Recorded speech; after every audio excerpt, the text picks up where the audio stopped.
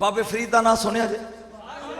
बोलो तो सही। सरकार का एक भांज है, ना है अली अहमद साबर, कलियर वाले बादशाह जलाली बुजुर्ग सन।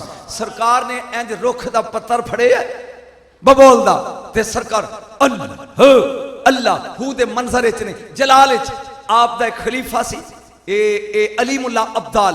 ये पुछदा मुर्शद खैर है, फरमाया मैं अज लगा पूरे कलियर नूं साड़न। जे गल समझ आ गई तो इस पिंड वाले सारी जिंदगी वास्ते तुहाडे लई जन्नत बन जाएगी। मैं लगा कलियर साड़न ते तू निकल जा। ये ना टॉर्च रही भी मैं वक्त दा अब्दाल हाँ। उन्हें कहा मुर्शद जे तेन छड़ के टुर जा ते मेरे नाल पानी चंगा नहीं?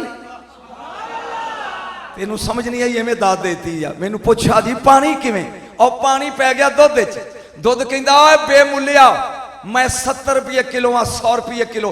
जब मेरे नाल रल गया तेरी कीमत भी मैं 100 पाती है मुरीद, मैं तेरा पीर दुध ना रल गया जो मुल मेरा ओही मुल तेरा। जा बेमुलिया तेनू मुल वाला करता है। पानी कहंदा मुर्शद जे मुल वधाई ते सुन, जदों अग लगेगी पहला मैं सड़ांगा। सरकार अली अहमद साबर कहन लगे जा। उन्हें कहा जे तेन छड़ के टुर जा, ना अग्गा ना पिछा। फरमाया मेरी कमीज फड़ के खलो जा। मैं गल लगा समझानो, पिंड वाले सारी जिंदगी पल्ले बन लिया जी। कमीज पकड़ ली आपने। फरमाया आप दा हाथ किथे आ? उसकी कर दे रोक उत्ते को कुगी उन्हें आलना पाया। सरकार ने फरमाया या होवा यमन होवा यमल्ला होवा इल्ला होवा हु हक हक कहन दी देर 10 फुट ते जमीन फटी, अग निकली।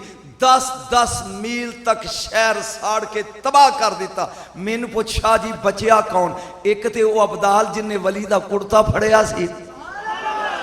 मैनू नहीं पता तू वली सुनना है कि की सुनना है, ढोले मैनू नहीं मौलवी वाले आउंदे। सुन, एक ते बचिया वो अली मुल्ला अब्दाल जिन्हें अली अहमद साबर दा कुर्ता फड़िया सी। एक को रुख बचिया जिन्हों वली हथ पाया सी।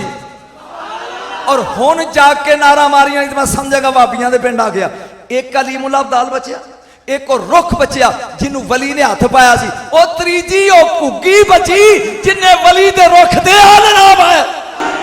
ओ वलियां दे कुकरां दे रुख ते डालना पालन घुग्गियां ते अग साड़दी नहीं। बेवकूफा वली दे बूए ते बहन वाले नूं दोज़ख दी अग किवें साड़ेगी? ओए किसे दा डेरा मल सही, किसे दा आस्थाना मल सही। खुदा दी कसम मैं पढ़िया हैरान हो गया भी घुग्गी नूं अग ने साड़िया। बोलो साड़िया? बोल तो सही है, साड़िया नहीं। क्यों? ओ वली दे रुख ते आलना पा के बैठी सी। जेड़े वलियां दे डेरे ते बह गए बोलो ओ